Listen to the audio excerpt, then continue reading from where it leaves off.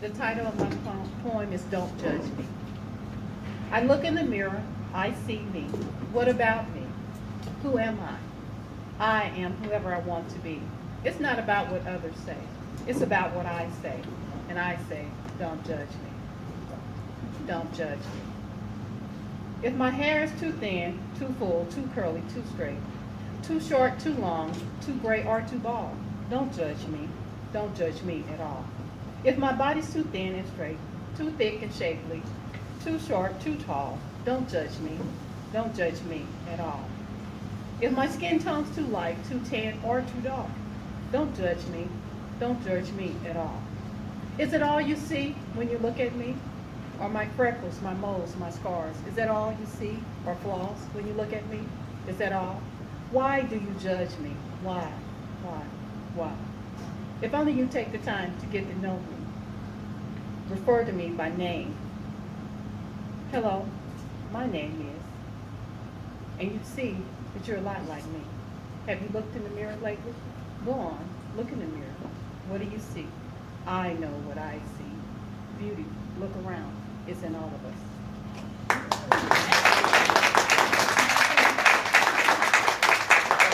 As if to sanctify it, as if to show it to the ghosts as proof of her oath, I swear for God.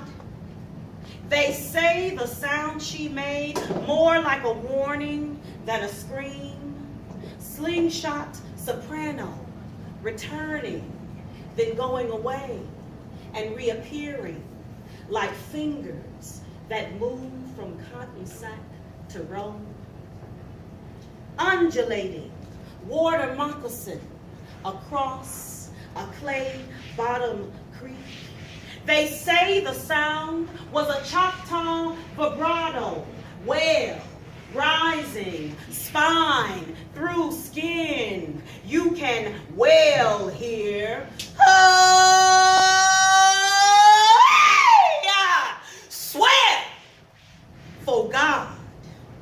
They say the sound was a tearing, birthing herself, pulling the ankle of her own twin soul. You can moan here.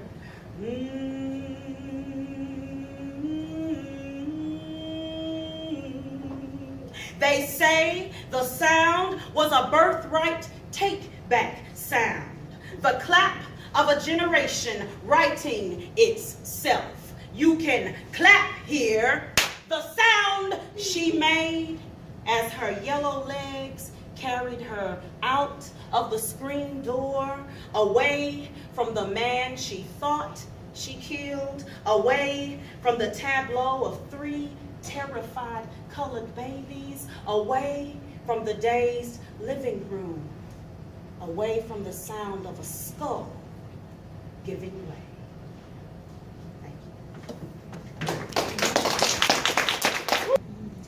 I wrote a poem because I was really feeling bad about some of the relationships and the communications with people that I had kind of let go astray. And I was really feeling like, you know, what kind of person doesn't keep in touch with people? And how come there are people who have friends that they've been friends with for 30 years and I don't have any? And I really had to come to terms with the fact that, you know, some of us are really good at, you know, maintaining bonds. And some of us just aren't. It doesn't mean that, you know, we're less of people or that we love people any less. It just means that sometimes, you know, we burn bridges. So this is called Bridge Burner. First, you singe the ends. Then send in your henchmen to unhinge the linchpin. You want to learn to burn a bridge? Well, sit in for a listen. See, you find the most fragile and unstable kink in your cable. And like a Jason Statham switchblade maven, you cut the ties that bind until you find the misaligned symmetry. You know that space that's just a bit off in its centering? See, this is where you place your hot kindling, and you burn till even the memory of its rendering is both empty and embering. See, I burn bridges.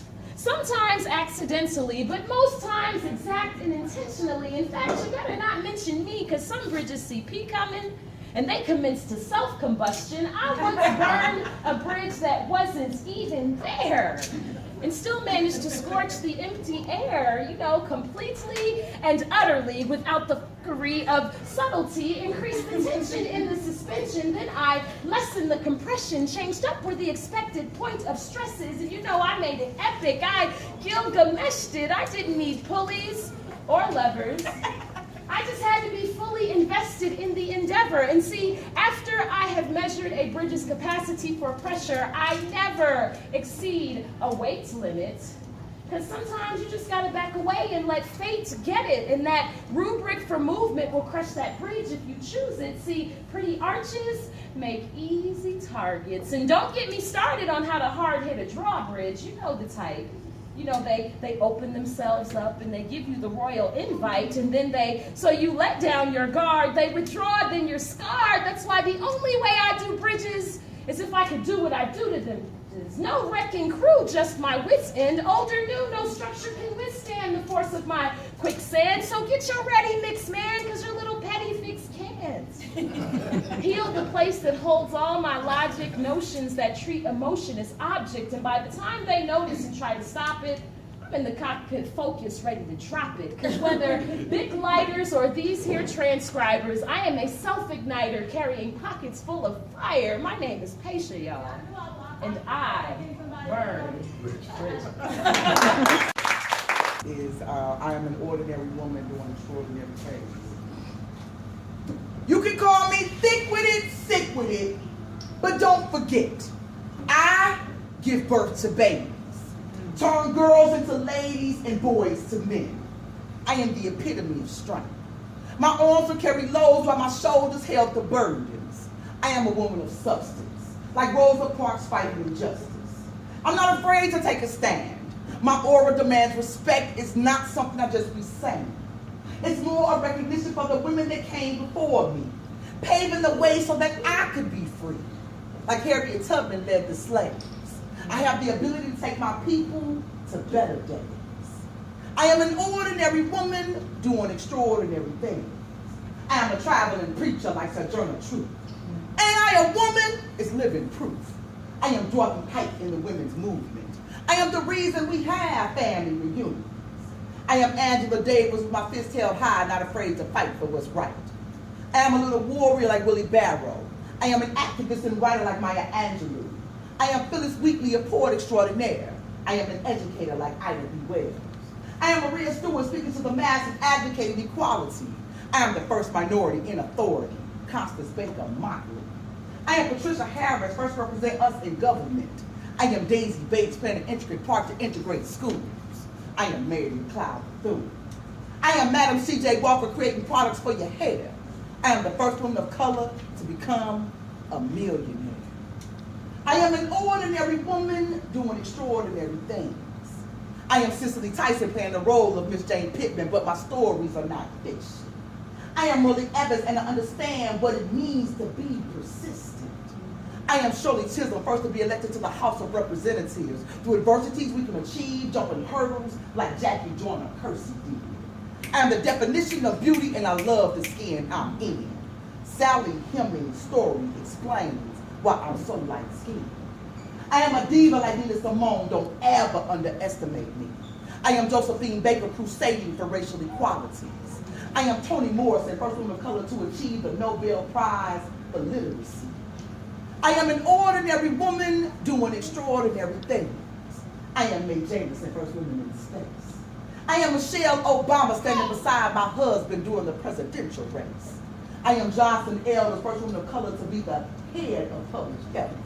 I am Bessie Coleman, aviating my step.